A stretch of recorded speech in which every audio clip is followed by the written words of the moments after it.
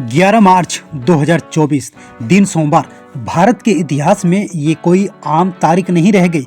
ये वो तारीख है जिसे आने वाली पीढ़ियां याद रखेंगी। सोमवार को नागरिकता संशोधन कानून लागू हो गया है। गृह मंत्रालय ने CAA के नियमों को अधिसूचित कर दिया है। जब इसका बिल संसद में लाया गया था तब इसे लेकर काफी विरोध प्रदर्शन हुआ था। अब आपको CAA के बारे में विस्तार से बताते हैं। 11 दिसंबर 2019 को नागरिकता संशोधन कानून संसद से पास हो गया था, लेकिन नोटिफाई नहीं हो पाया था। इसमें नागरिकता कानून 1955 में संशोधन किया गया था, जिसके तहत सितंबर 2014 से लेकर पाकिस्तान, बांग्लादेश और अफगानिस्तान से उत्पीड़न के कारण भागकर आने वाले अल्पसंख्यक हिंदू, सिख, बौद्ध, जैन, फारसी और ईसाइयों को भारत की नागरिकता दी जाएगी। इस कानून में मुसलमानों को शामिल नहीं किया गया है। 6 साल में ही दी जाएगी नागरिकता। इन शरणार्थियों को 6 वर्ष के भीतर भारतीय नागरिकता दी जाएगी। संशोधन के जरिए इन शरणार्थियों के देशीकरण के लिए निवास की जरूरत को 11 साल से घटाकर 5 साल कर दिया गया है।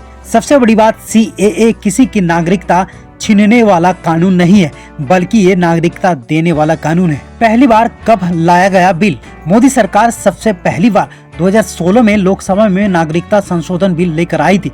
वहां से ये पास हो गया, मगर राज्यसभा में बहुमत नहीं होने के कारण अटक गया।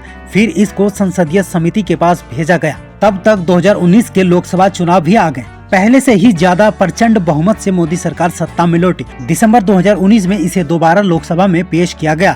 वहां से पास होने के बाद राज्यसभा में भी पास हो गया। 10 जनवरी 2020 को राष्ट्रपति ने भी इस पर मुहर लगा दी, लेकिन इसके बाद देश कोरोना महामारी में जकड़ गया। कैसे करना होगा आवेदन? सरकार ने CAA को लागू करने के लिए पोर्टल तैयार कर दिया है। नागरिकता के लिए आवेदन करने और नागरिकता देने की प्रक्रिया ऑनलाइन होगी। आवेदन करने वालों को वो साल बताना होगा जब उन्होंने दस्तावेजों के बिना भारत में प्रवेश किया था। सूत्रों के अनुसार आवेदन करने वालों से कोई दस्तावेज नहीं मांगा जाएगा।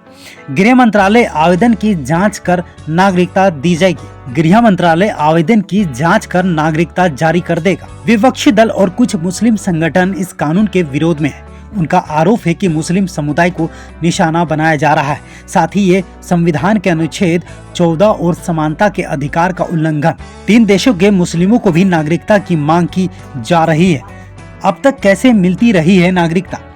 कानून कहता है कि अगर किसी को नागरिकता चाहिए तो कम से कम 11 वर्ष तक भारत में रहना जरूरी है। लेकिन नए कानून में तीनों देशों से आए गैर मुस्लिमों को 11 नहीं बल्कि 6 साल के भीतर ही नागरिकता दी जाएगी, जबकि दूसरे देशों से आए लोगों को भारत में 11 साल का समय पूरा करना होगा, फिर वह चाहे किसी भी धर्म या समुदाय के हो। मोदी सरकार का कहना है कि इस कानून का मकसद पुनर्वास और नागरिकता से जुड़ी कानूनी रुकावटों को दूर करना है, जो गैर मुस्लिम दशकों से पाकिस्तान, अफगानिस्तान और बांग्लादेश में धार्मिक प्रताड़ना झेल रहे हैं, उनको सम्मानजनक जीवन देना है। सरकार ने कहा कि नागरिकता अधिकार से उनकी भाषिक, सांस्कृतिक और सामाजिक पहचान की रक्षा होगी।